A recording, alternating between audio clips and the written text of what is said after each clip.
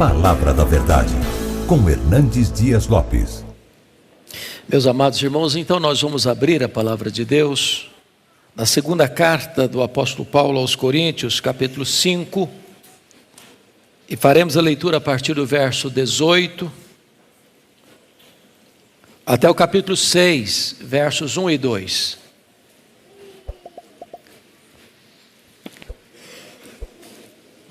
Uma vez que o texto está na tela, eu peço a vocês para fazermos esta leitura em uníssono. Vamos toda a igreja ler. Ora, tudo provém de Deus, que nos reconciliou consigo mesmo por meio de Cristo e nos deu o ministério da reconciliação. A saber, que Deus estava em Cristo, reconciliando consigo o mundo, não imputando aos homens as suas transgressões, e nos confiou a palavra da reconciliação. De sorte que somos embaixadores em nome de Cristo, como se Deus exortasse por nosso intermédio. Em nome de Cristo, pois, rogamos que vos reconcilieis com Deus. Aquele que não conheceu o pecado, Ele o fez pecado por nós, para que nele fôssemos feitos justiça de Deus. E nós, na qualidade de cooperadores com Ele, também vos exortamos a que não recebais em vão a graça de Deus, porque Ele diz: eu te ouvi no tempo da oportunidade e te socorri no dia da salvação. Eis agora o tempo sobremodo oportuno, eis agora o dia da salvação. Amém. Meus amados, eu quero tratar com vocês sobre um dos temas mais importantes da Bíblia. Na verdade, é o coração do próprio Evangelho de Cristo. É a gloriosa mensagem da reconciliação. A reconciliação se torna absolutamente necessária, porque o pecado entrou no mundo. O pecado passou por todos os homens. E a Bíblia diz que todos pecaram e destituídos estão da glória de Deus. Não há justo nenhum sequer. O pecado é tão grave que ele atingiu 4 áreas vitais da relação humana. Primeiro, ele atingiu um abismo espiritual, porque o homem foi separado de Deus. Os nossos pecados fazem separação entre nós e o nosso Deus.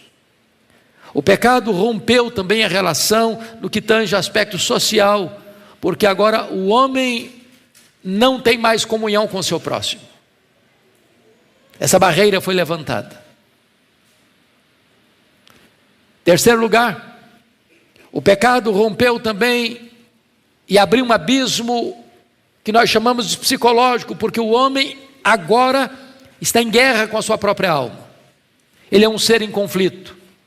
Ele é uma guerra civil ambulante. Ele não está bem com ele mesmo. Mas ainda a Bíblia diz que o pecado abriu um abismo ecológico, porque o pecado do homem leva-o a 2 posturas erradas com respeito à natureza. Ou o homem venera a natureza, achando que ela é a própria divindade, caindo no panteísmo. Ou o homem depreda a natureza e a destrói, em vez de ser o seu mordomo responsável. Então o pecado trouxe esse estrago na história humana. E entra aí a necessidade urgente e vital da gloriosa doutrina da reconciliação. E eu quero destacar para o nosso ensino espiritual nesta manhã 5 verdades sobre a reconciliação. Em primeiro lugar, vamos ver a necessidade dela. Ora, se o homem é pecador, e ele é, se Deus é santo, e ele é, portanto não pode existir comunhão entre o homem pecador e o Deus santo. Então, a Bíblia resume isso em Romanos, dizendo que os ímpios e pagãos se corromperam. E Paulo vai dizer que os moralistas também se corromperam. E Paulo diz que os judeus também se corromperam. E Paulo encerra este argumento da universalidade do pecado, o que foi chamado pelos estudiosos mais tarde de depravação total. Ou seja, não há nenhuma área da nossa vida, nem a nossa razão, nem a nossa vontade, nem a nossa emoção, que não tenha sido afetada pelo pecado. O pecado atingiu todo o nosso ser, em todas as áreas. E Paulo conclui assim em Romanos 3:23, porque todos pecaram e destituídos estão da glória de Deus. É verdade também que nenhum de nós, nenhum ser humano é capaz de limpar-se, de purificar-se, ou de libertar-se dos seus próprios pecados. O profeta Jeremias foi categórico: assim como um etíope não pode mudar a cor da sua pele, assim como um leopardo não pode tirar as manchas do seu couro, nem nós podemos fazer o bem, estando nós acostumados a fazer o mal. Portanto, a necessidade da reconciliação é absoluta, é imperativa, é urgente. A segunda verdade que eu destaco no texto, meus amados irmãos, é que Deus é o próprio autor da reconciliação. Isso está claramente posto no verso 18. Ora, tudo provém de Deus, que nos reconciliou consigo mesmo por meio de Cristo e nos deu o ministério da reconciliação. Quando você fala em reconciliação, você está falando que existe um ofensor e existe um ofendido. Alguém que causou um problema e alguém que sofreu um problema. E é curioso que quem toma a iniciativa da reconciliação não é o ofensor, é o ofendido. Deus não precisa ser reconciliado conosco, porque Deus nunca deixou de nos amar. Fomos nós que nos rebelamos, fomos nós que nos afastamos. É o nosso pecado que faz separação entre nós e Deus. No entanto, é Deus quem toma essa iniciativa de nos reconciliar com Ele mesmo. Em outras palavras, Deus nunca deixou de nos amar e nos amar com amor eterno. Deus nunca se indispôs no sentido de não querer-nos. E é Ele quem rompe esta barreira e rompe esse silêncio e toma a iniciativa, porque a salvação é uma iniciativa dEle. Nem entendamos isso. Quando Deus é o autor da reconciliação, Ele age para isso. E então o instrumento dessa reconciliação é a cruz de Cristo. E algumas pessoas, de maneira tão equivocada lá na Idade Média, chegaram a afirmar que a cruz de Cristo abrandou o pesado coração de Deus. Nada mais longe da verdade do que isto. A cruz não é a causa do amor de Deus por você. A cruz é o resultado do amor de Deus por você. Deus não passou a amar você porque Cristo morreu por você. Cristo morreu por você porque Deus amou você com amor eterno. De tal maneira que a cruz é uma evidência do compromisso e desejo de Deus em reconciliar-nos com Ele mesmo. Mais do que isso, a cruz foi o preço pago para Deus reconciliar você com Ele. É curioso que quando Deus foi criar o universo, Deus deu uma ordem: haja luz, e houve luz. Quando Deus foi criar o homem, Deus pôs a mão no barro e formou o homem à sua imagem e à sua semelhança. Não bastou apenas uma palavra, é preciso de um ato. Mas quando Deus vai reconciliar você com Ele, foi necessário que Deus mesmo descesse, se fizesse carne.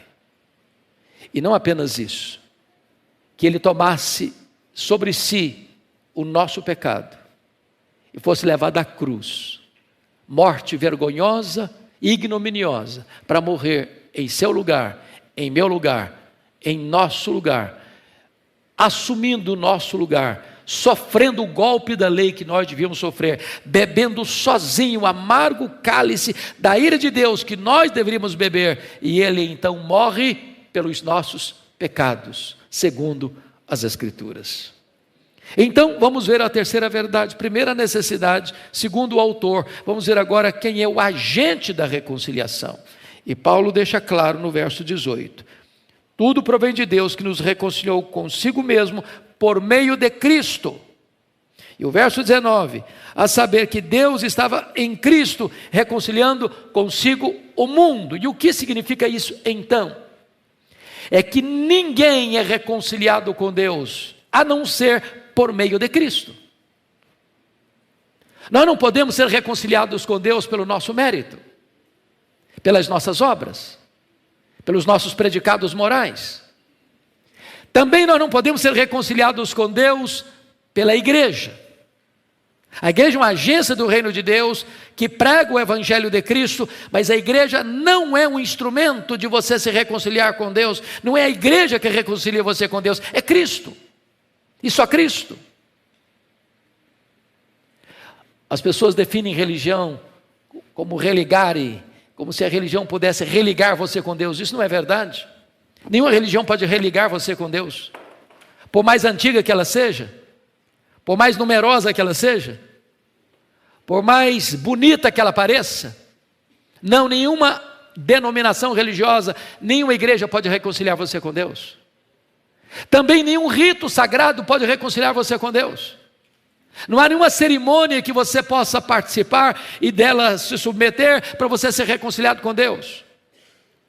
A única forma de você ser reconciliado com Deus é por meio de Cristo Jesus.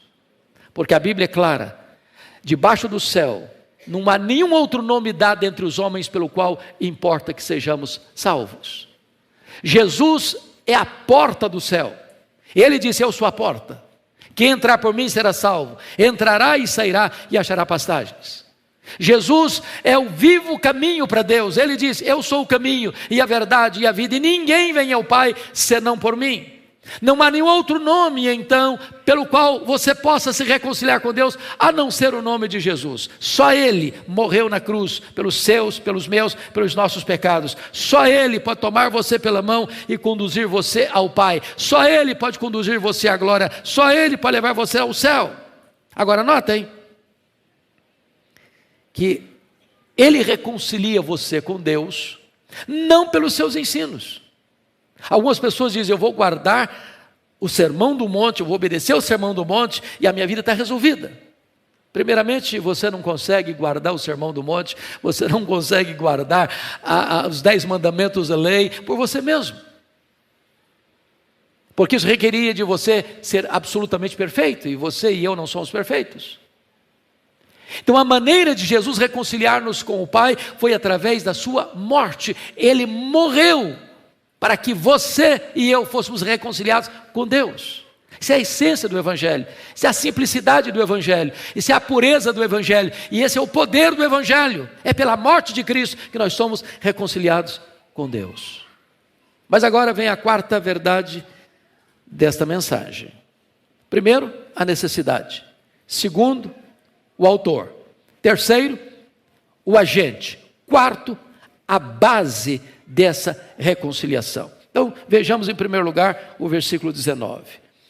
A saber que Deus estava em Cristo reconciliando consigo o mundo, não imputando aos homens as suas transgressões. Essa palavra imputando é uma palavra comercial. Essa palavra literalmente significa botar na conta de. Ora, se Deus é santo, e Deus é, se nós somos pecadores, e nós somos, como é que um pecador pode se reconciliar com Deus que é santo? Deus não pode fazer vistas grossas ao nosso pecado. Então, o primeiro ato de Deus foi não colocar na nossa conta a nossa dívida. Qual é o tamanho da nossa dívida? Impagável. Na parábola que Jesus contou, de 10 mil talentos, são 350 mil quilos de ouro. Uma pessoa naquela época precisaria trabalhar 150 mil anos para alcançar esse valor. Portanto, uma dívida impagável. Se Deus colocasse na nossa conta a nossa dívida, nós jamais poderíamos quitá-la. Então, o primeiro ato de Deus para nos reconciliar consigo mesmo, a base dessa reconciliação, é não colocar na nossa conta a nossa dívida, não colocar na nossa conta o nosso pecado, porque se Deus fizesse isso, jamais poderíamos ser reconciliados com Ele. Segundo lugar, veja comigo o verso 21. Aquele que não conheceu o pecado, Ele o fez pecado por nós. Então, a segunda coisa que Deus fez foi, em vez de botar a nossa dívida na nossa conta, Deus coloca a nossa dívida na conta do seu Filho Jesus. Deus não imputou a nós os nossos pecados, e Deus imputou os nossos pecados sobre Jesus. A Bíblia diz que Deus lançou sobre ele a iniquidade de todos nós. Diz a Escritura que ele foi carregando sobre o seu corpo no madeiro os nossos pecados. E a Bíblia diz que ele foi feito pecado por nós. Ele foi feito maldição por nós. É nesse sentido que Isaías diz que não havia beleza nele. Que toda a nossa feiura, toda a nossa maldade, todas as nossas mazelas, todas as nossas iniquidades, todos os nossos pecados foram lançados sobre ele naquela cruz. Naquele momento o sol escondeu o rosto dele em pleno meio-dia.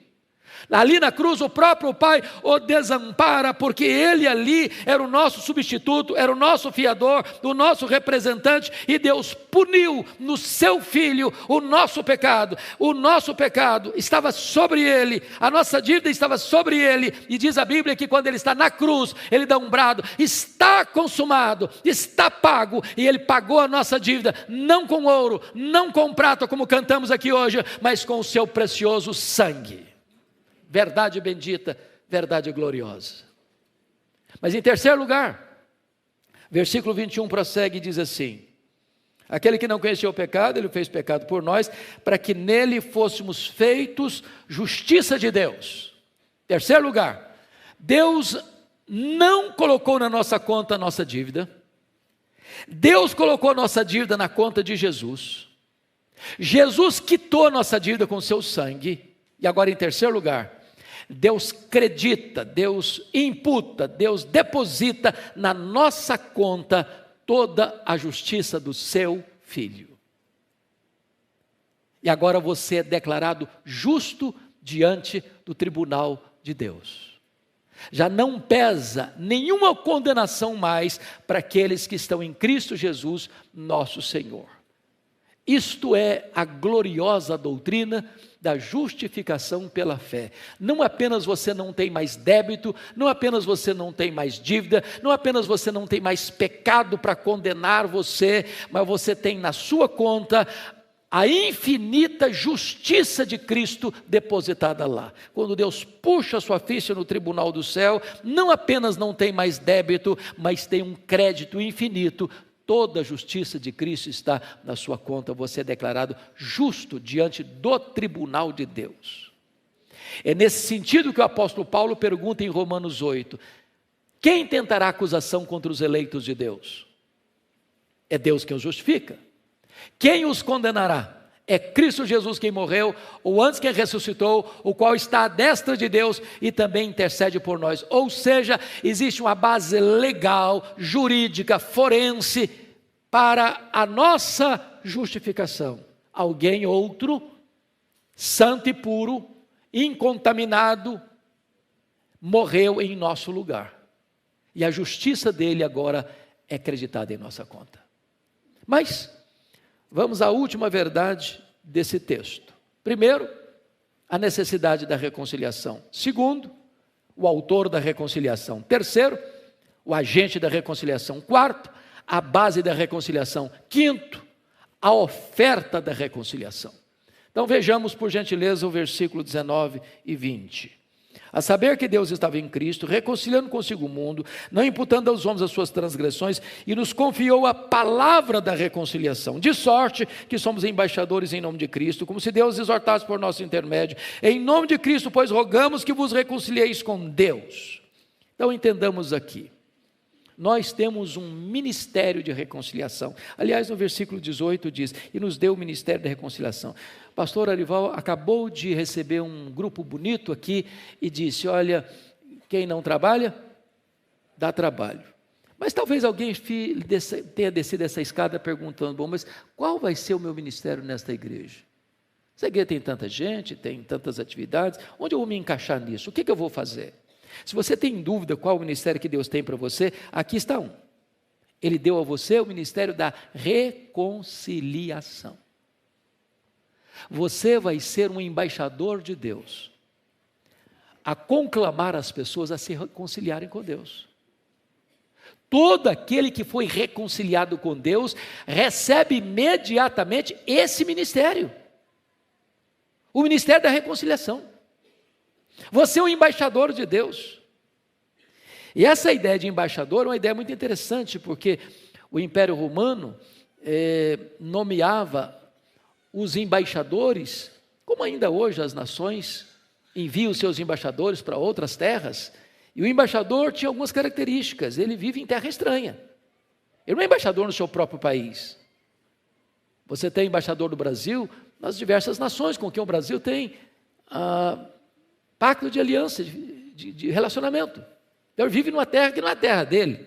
Eu quero dizer para você que aqui não é a nossa pátria, a nossa pátria está no céu.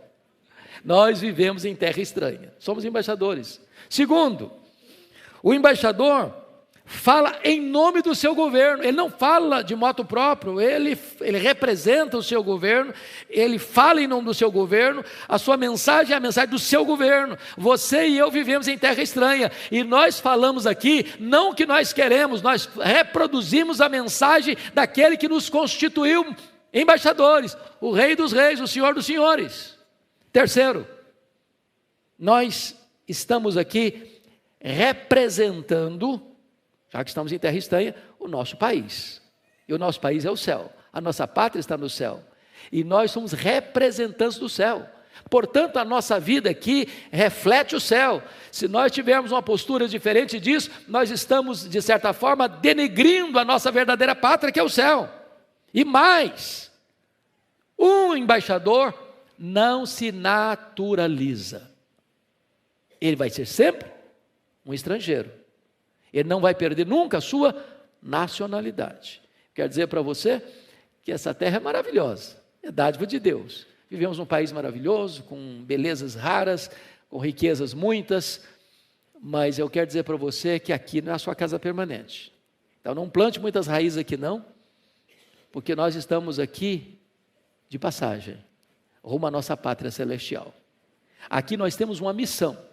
Aqui nós temos um propósito, e o nosso propósito é rogar aos homens que se reconciliem com Deus. Então notem comigo, que nós devemos fazer isso com autoridade, como se Deus exortasse por nosso intermédio. Então não precisa chegar assim, você me desculpa, mas eu não queria te ofender, mas eu queria falar para você, eu sei que você... Não, chegue com autoridade. Eu estou aqui em nome de Cristo. Eu fui constituído embaixador de Deus. E eu tenho uma palavra urgente para você. Que você se reconcilie com Deus. É isso. Simples, direto. Com autoridade. No poder deste nome que é sobre todo nome. E ele diz, em nome de Cristo, pois, rogamos que vos reconcilieis com Deus. Então todos nós que estamos aqui devemos sair daqui hoje com a plena e absoluta consciência, nós fomos constituídos embaixadores. E é muito superior a ser embaixador do Brasil, seja nos Estados Unidos, Canadá, Japão, Coreia. Você é um embaixador constituído pelo próprio Deus, o embaixador do Rei dos Reis e do Senhor dos Senhores. Você representa neste mundo a pátria celestial. Eu concluo trazendo duas exortações soleníssimas. A primeira delas está aí no versículo 1 do capítulo 6. E nós, na qualidade de cooperadores com Deus, também vos exortamos a que não recebais em vão a graça de Deus. Ou seja, quando eu escuto essa mensagem de que Deus me constituiu, depois de reconciliado com Ele, embaixador dEle, eu não posso ser omisso, eu não posso dar de mão, eu não posso desprezar essa mensagem, eu não posso receber em vão esta graça que me foi dada da salvação e da missão. Segundo alerta, soleníssimo, está no versículo 2. Não apenas o cuidado para não receber em vão a graça de Deus, mas o cuidado para não adiar essa decisão. Porque ele diz: eu te ouvi no tempo da oportunidade, te socorri no dia da salvação, eis agora o tempo sobremodo oportuno, eis agora o dia da salvação. Eu não conheço todos vocês que estão aqui e que estão nos acompanhando nas mídias sociais. Mas se você ainda não foi reconciliado com Deus, não adie essa decisão. Hoje Deus está conclamando você a se voltar para Ele. Amanhã pode ser tarde demais. Hoje Jesus quer ser o seu advogado, amanhã será o seu juiz. Hoje a porta da graça está fechada e Deus está convidando para você vir. Amanhã esta porta pode estar fechada, será tarde demais para você entrar. Então não deixe para amanhã, porque o amanhã não está debaixo da sua administração. O amanhã pertence a Deus. Hoje é o dia da salvação. Curva sua fronte, por gentileza. E nós vamos orar.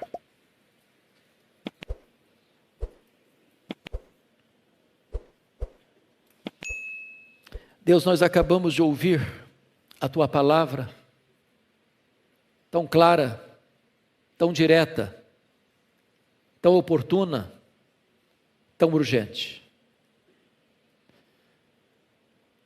É verdade incontestável que todos pecaram, não há justo nenhum sequer. É verdade que o salário do pecado é a morte. É verdade que aquele que permanecer no seu pecado perecerá eternamente. Mas é verdade também, Senhor, que Tu mesmo planejaste e tomaste a iniciativa de nos reconciliar contigo. E é verdade também que para isto o Teu Filho precisou vir ao mundo, se fazer carne, viver entre nós, tomar o nosso lugar, levar sobre si o nosso pecado e morrer naquela cruz, para que a nossa dívida pudesse ser quitada, para que o nosso pecado pudesse ser cancelado, para que nós pudéssemos ser perdoados e justificados. Bem verdade é também, ó Deus, que agora Tu nos constituis em Teus embaixadores, e nós te pedimos que nesta manhã Tu ilumines a nossa mente, Tu toques o nosso coração, para que aqueles que porventura ainda não se reconciliaram contigo, o façam nesta manhã para a glória do Teu nome. E que aqueles, meu Deus, que já foram reconciliados contigo, reavivem na alma a gloriosa missão que recebemos, de sermos Teus embaixadores, rogando aos homens que se reconciliem contigo. Aplica, ó Deus, esta palavra ao nosso coração. É a nossa súplica em nome de Jesus. Amém.